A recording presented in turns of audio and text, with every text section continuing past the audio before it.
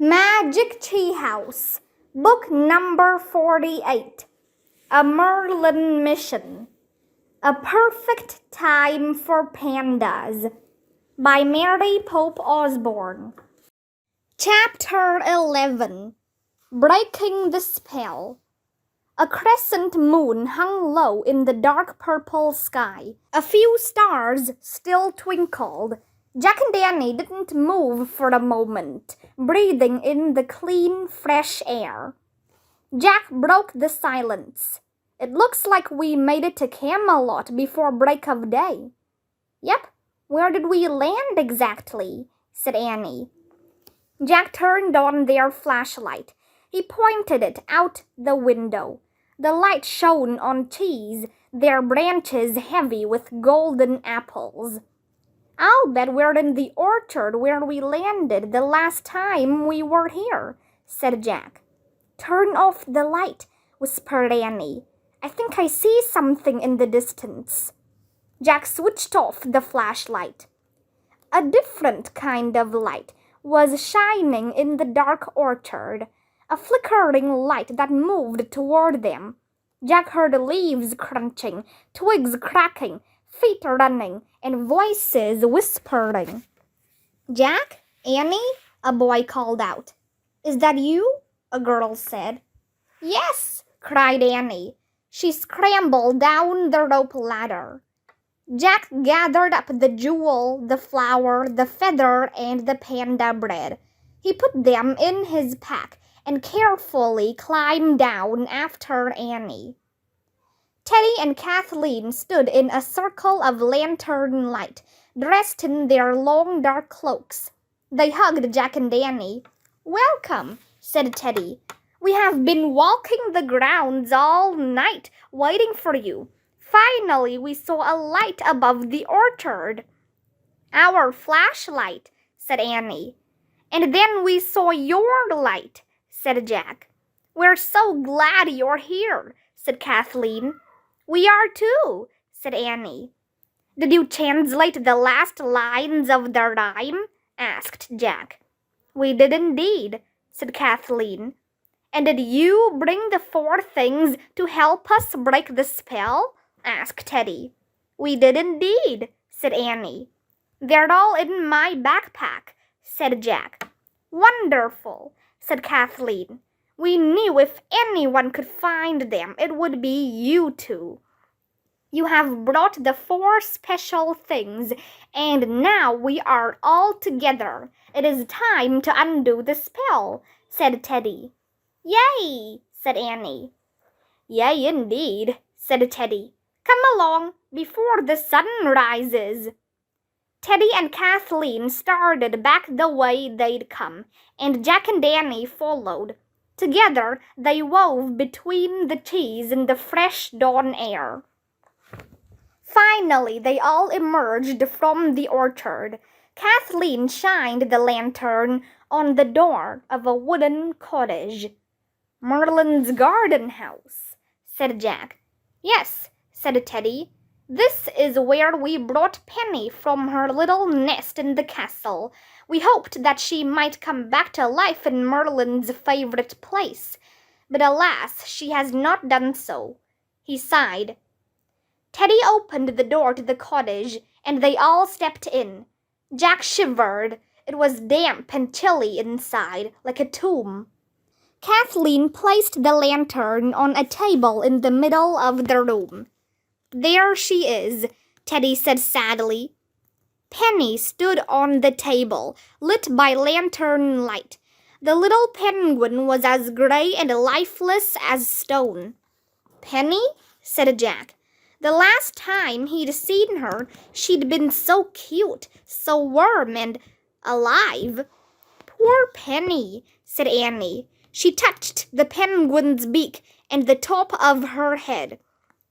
Bring forth the 4 things you found to break the spell, said Teddy. Jack reached into his backpack. Here, this is the first thing we found. It's from India, he said. He took out the emerald cut in the shape of a rose. He placed the jewel in front of Penny, where it glowed in the lantern light.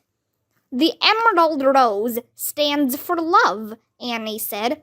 "The kind of love that rises above our faults and mistakes." Jack pulled out the dried yellow and white flower and placed it next to the emerald rose. "This is from the Swiss Alps," he said. "The Glacial Buttercup stands for being like a little kid," Annie said. "The joyful, open spirit of childhood." "This is from Abraham Lincoln, a great president of our country," Jack said next. He took out the goose feather quill and put it next to the flower.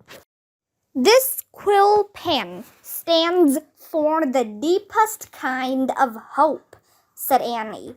"The hope that one day all our sorrows will make sense." "And this is from China," said Jack. He took out the panda bread and put it next to the feather.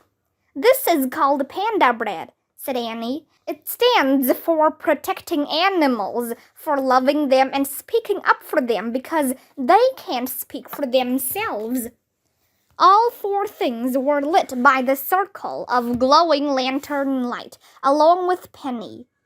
"Teddy, stand closer. You're the spellcaster," said Kathleen. Teddy stood in front of the table. He closed his eyes and took a deep breath. Then he raised his arms and exclaimed, "All four things are here with me, the one who cast the spell. Spell be broken. Penny, come back to life." Teddy opened his eyes. Everyone stared at Penny, waiting for something to happen. They waited and waited. "Please, Penny, come back to life," whispered Teddy. They all waited another long moment. Slowly, Teddy lowered his arms. "It's not working," he said quietly. "The spell to break the spell, it doesn't work." He picked up the small stone penguin and cradled her in his arms. "So you won't come back to us," he said. "You'll never come back to us."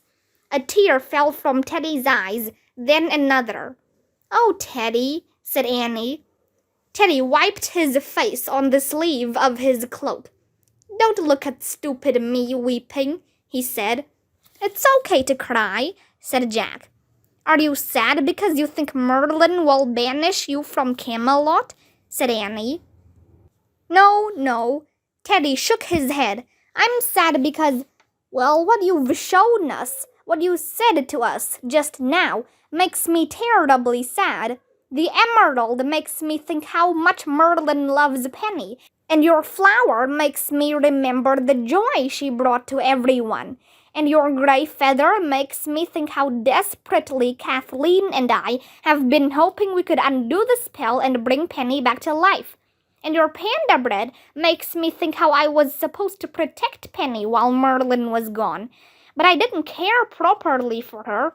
I caused her harm instead. I can't change that now. I can't, not ever, and I'm so sorry." As Teddy wept, his tears fell onto the stone penguin. "Teddy," said Annie, "please don't—" But then she stopped. "Peep." "Hush, Teddy," Kathleen said. "Stop crying. Listen." Peep. Teddy and the others looked at Penny. As they watched, the baby penguin's body turned from dull gray to soft white. She tilted her head. Her eyes blinked. Peep. Chapter 12. One Penguin at a Time. "Penny, you came back! You are alive!" whispered Teddy. "Hooray!" Annie shouted. Teddy started crying again, but this time he was laughing too. Kathleen and Jack and Annie laughed with him, and the only tears now were tears of joy and relief. The little penguin blinked and looked at each of them, one at a time. "Peep, peep, peep, peep," she greeted them, waddling up and down the length of the table. Teddy picked up Penny. He rubbed his cheek against her fuzzy head. "It's a miracle," he said softly. Trumpet blasts came from the distance. Startled, they all looked toward the window. Dawn light was creeping into Merlin's cottage. I'm afraid you must go now, Kathleen said to Jack and Annie. The sound of the trumpeters means that Merlin and Morgan have returned from Avalon. We could never explain all of this to them. Kathleen laughed as she put the emerald, the flower, the feather, and the panda bread into a deep pocket of her cloak. Then she looked at Teddy. He was hugging Penny and grinning as if in a daze. Let us bring Penny with us, Teddy, she said. We will lead Jack and Annie back to the tea house. The sun was rising when they left the cottage. Kathleen's cloak billowed behind her as she led them all through the orchard back to the tea house. Goodbye, said Teddy. I thank you a million times. All of Camelot thanks you, or would thank you if they knew how you had helped me. Yes, they would, said Kathleen. She hugged Jack and Annie. Wait, said Jack. What was the last part of the rhyme again? The part you just translated? Do you remember? Yes, I do, said Teddy. Then he recited the words from memory.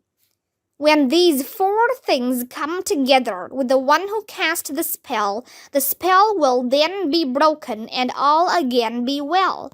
Oh, now I get it, said Annie. You broke the spell, Teddy. You broke it all by yourself. By feeling all the feelings you felt for Penny, you broke the spell. Yes, said Kathleen. I quite think that's what happened. The four things that Jack and Annie brought back did not break the spell. They only served to awaken feelings deep within you, Teddy. And that is what really broke the spell. Yes, you must be right, said Teddy. I'm sorry you two had to go to such trouble to help me, and that Kathleen had to worry so. Not only Penny, but all of you suffered on my behalf. That's okay. We loved all our missions, said Annie. We helped an elephant find her baby. We helped a funny dog find out that he was a great dog, and a president find hope, and some pandas find their way home. All because you were trying to help Penny, said Kathleen. True, said Jack, stroking the little penguin. It's weird how that works sometimes. The trumpet sounded again. Hurry, said Kathleen. They're getting closer. Annie brushed her hand down Penny's back. Bye, Penny, she said. Peep, and peep to you, said Jack. He kissed the top of the penguin's fuzzy head. Jack and Annie then scrambled up the rope ladder into the treehouse. Annie grabbed the Pennsylvania book while Jack hurried to the window. Sunlight poured into the treehouse, making it blindingly bright. Trumpet sounds filled the fresh morning air. I wish we could go home, Annie said, pointing to a picture of the Frog Creek woods. Farewell, Teddy shouted from the dazzling light. Thank you. The wind began to blow. The treehouse started to spin. It spun faster and faster. Then everything was still. Absolutely still. We're back, said Jack. He and Annie looked out the treehouse window. Dappled light danced in the woods. As always, no time at all had passed in Frog Creek while they were gone. Time for school, said Annie. Jack groaned. He was exhausted. Every muscle in his body ached. He opened his backpack and took out their guidebook to Southwest China. Hey, we forgot. Our breakfast sandwiches are in here, he said. They must be cold by now, said Annie. Who cares, said Jack. I'm starving. Me too, said Annie. Jack gave Annie a cold egg sandwich. Then he unwrapped his own and took a big bite. Yum, he said. It really tastes great. "This is our panda bread," said Annie. "Made with love by Mom, one of our keepers." Jack laughed. "Right. So the panda bread stands for protecting the pandas," Annie said between bites. "I think it stands for protecting birds, too, like Penny." "Of course," said Jack, his mouth full. "And trees and other plants," said Annie. Jack nodded as he chewed. "And dolphins and whales and fish," said Annie. "All the stuff in the ocean." Jack nodded again. Annie finished her sandwich and wiped her mouth. "In fact, there are millions of things to protect," she said. "Whoa, slow down," said Jack. He pulled on his backpack. "One panda at a time." "Right," said Annie. "One penguin at a time." "Right," said Jack. The two of them climbed down the rope ladder. Then they hurried through the Frog Creek woods, finally on their way to school.